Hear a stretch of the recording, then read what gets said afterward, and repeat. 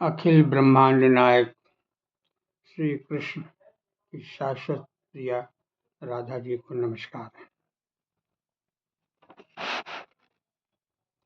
हम ये जानते हैं कि किसी कोड का निर्णय तब तक मान्य है जब तक कि इससे ऊपर की कोर्ट जो है नीचे के फैसले के विरुद्ध अपना फैसला न दे। उस ऊपर के कोर्ट के से ऊपर हाई कोर्ट है। हाई कोर्ट अगर उस नीचे के कोर्ट के फैसले के विरुद्ध फैसला देती है तो हाई कोर्ट के फैसले की मान्यता है। उसी प्रकार हाई कोर्ट के फैसले को यदि सुप्रीम कोर्ट पलट देती है तो सुप्रीम कोर्ट के फैसले की मान्यता रहेगी। उसी तरह से हमारे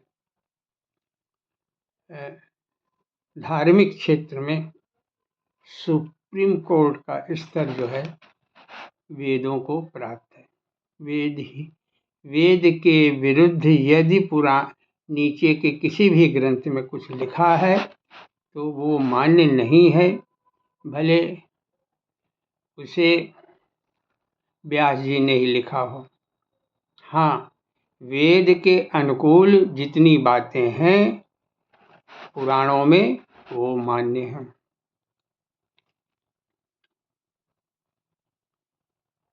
वेद के बाद स्थान स्मृतियों का आता है, जिन्हें धर्मशास्त्र भी कहा जाता है, वही स्थित है।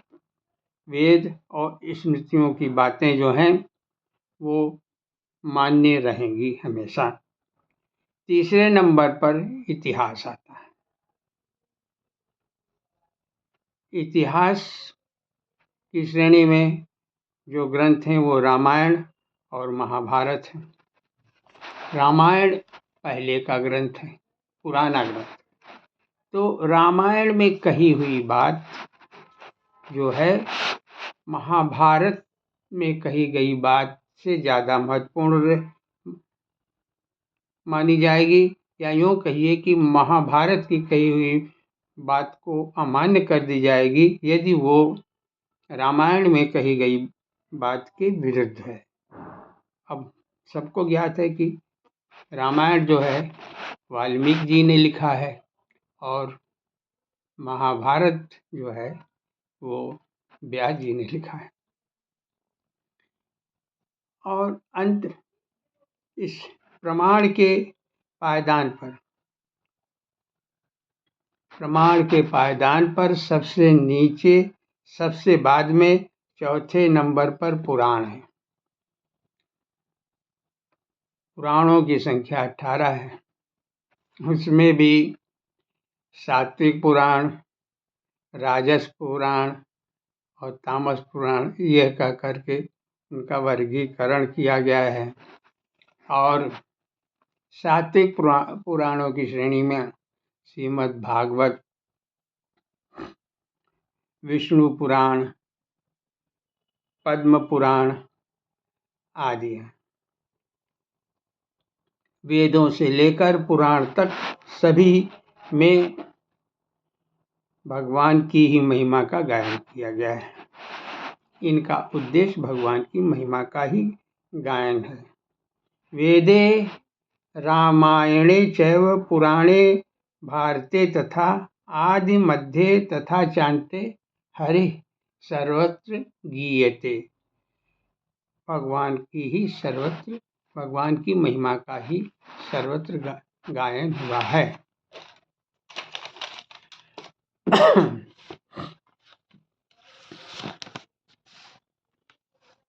किसी भी देवी देवता का जो कहीं वर्णन है और उस वर्णन में उस देवी देवता की महान प्रशंसा, उतनी ही प्रशंसा की गई है जितनी कि हरि की प्रशंसा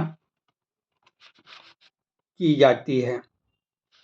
वो केवल हरि का महत्व बताने के लिए देवी देवताओं की प्रशंसा की जाती है। और इस क्रम में लोग सोचते हैं कि फलाना देवी देवता उतना महत्वपूर्ण है, उसमें भी इतने गुण हैं, तो लोग उसके पूजन में लग जाते हैं। वो ये भूल जाते हैं कि उस देवी देवता के माध्यम से हरि की ही प्रशंसा की जा रही है।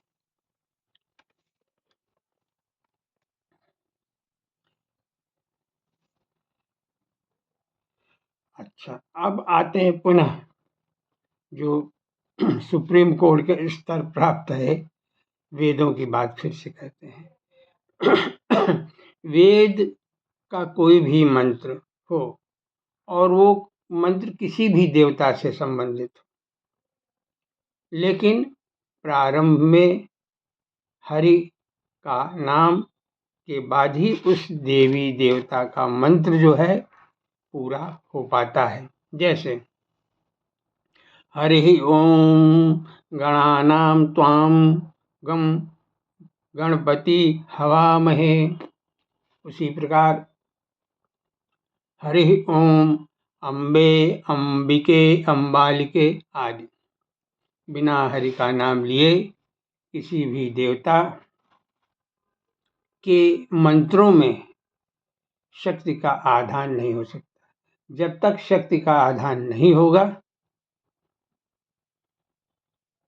उस देवता का आवाहन सफल नहीं होगा।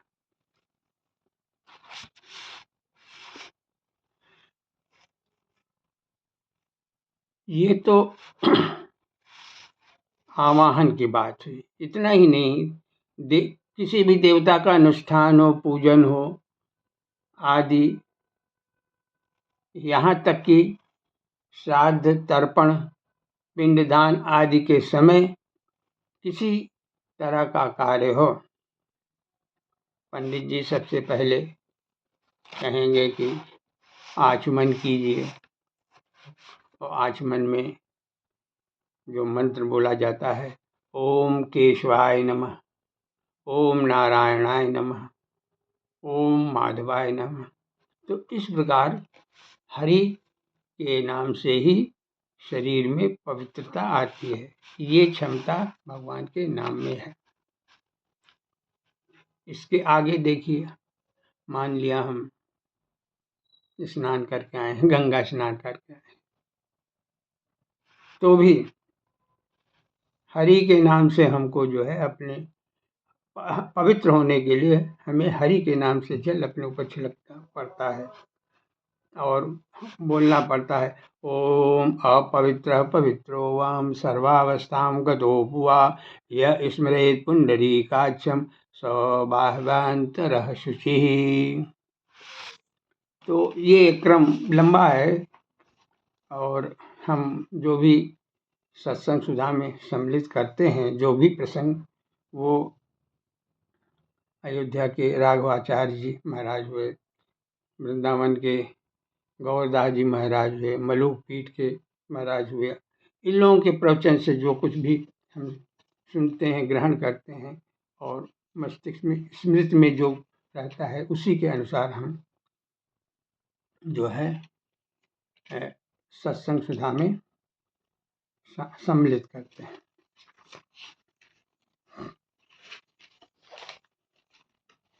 तो अब थोड़ा बाकी प्रसंग आगे के कार्यक्रम में लेंगे। थोड़ा भजन का गायन कर लिया जाए, राधा जी का सुमरन कर लिया जाए। राधे राधे बोल श्याम आएंगे, राधे राधे बोल श्याम आएंगे, आएंगे श्याम आएंगे, राधे राधे बोल श्याम आएंगे, आएंगे श्याम आएंगे। बरसाना कहाँ दूर है, वृंदावन कहाँ दूर है, सब तेरी नजर का कसूर है, राधे राधे बोल श्याम आएंगे, आएंगे श्याम आएंगे, राधे राधे बोल श्याम आएंगे, आएंगे श्याम आएंगे। निकलेगा तेरे भक्ति का परिणाम, तेरे घर भी आएंगे घनश्याम। निकलेगा तेरी भक्ति का परिणाम, तेरे घर भी आएंगे घनश्याम। बस याद कर फरियाद कर, ना यूं जीवन बर्बाद कर।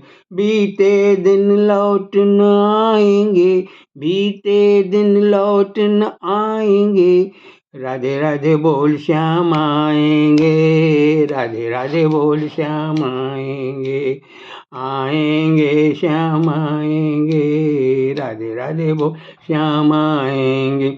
ना देखे कोई धर्म कर्म ना जात, ना देखे कोई धर्म कर्म ना जात।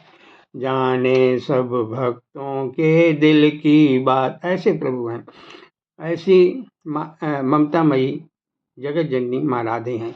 ना देखे कोई धर्म कर्म ना जात, जाने सब भक्तों के दिल की बात। वो सब जान ले पहचान ले, वो सब जान ले पहचान ले। एक बार वो अपना मान ले, फिर आकर गले लगाएंगे। राधे राधे बोल श्याम आएंगे, राधे राधे बोल श्याम आएंगे।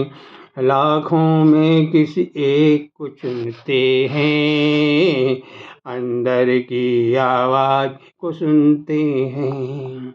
एक बार वो अपना मान ले, फिर आकर गले लगाएंगे।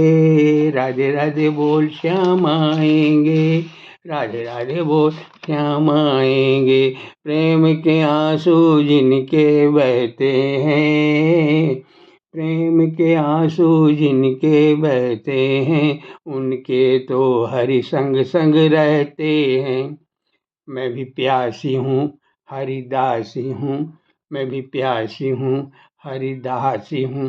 राधा जू की खासम खासी हूँ, सुनकर प्रभु देर न लगाएंगे। राधे राधे बोल श्याम आएंगे, राधे राधे बोल श्याम आएंगे।